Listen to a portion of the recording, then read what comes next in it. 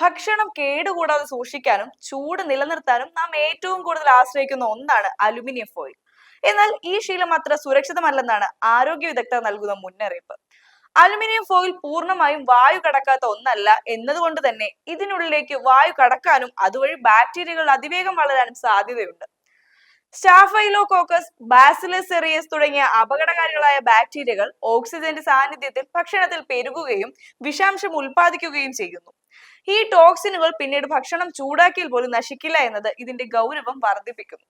മറ്റൊരു പ്രധാന വില്ലൻ താപനിലയാണ്. ഭക്ഷണത്തിലെ താപനില 4 ഡിഗ്രി സെൽഷ്യസിനും 60 ഡിഗ്രി സെൽഷ്യസിനും ഇടയിലാണെങ്കിൽ അതിനെ ഡേഞ്ചർ സോൺ എന്നാണ് വിളിക്കുന്നത്. പകുതി തണുത്ത ഭക്ഷണം അലുമിനിയം ഫോയിലിൽ പൊതിയുമ്പോൾ അതിനുള്ളിലെ ചൂട് പെട്ടെന്ന് പുറത്തു പോകില്ല.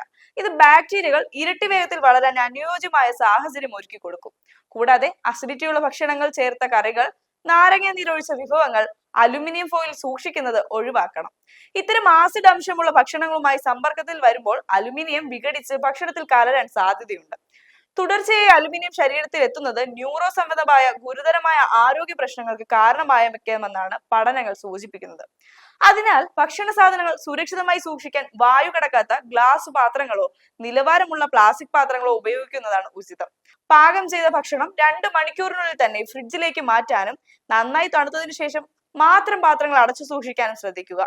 ഫ്രിഡ്ജിൽ വെച്ചാലും 3-4 ദിവസത്തിനുള്ളിൽ ഈ ഭക്ഷണങ്ങൾ ഉപയോഗിച്ച് തീർക്കേണ്ടതാണ്. ഈ ചെറിയ മാറ്റങ്ങൾ വലിയ ആരോഗ്യ പ്രശ്നങ്ങൾ ഒഴിവാക്കാൻ സാധിക്കും.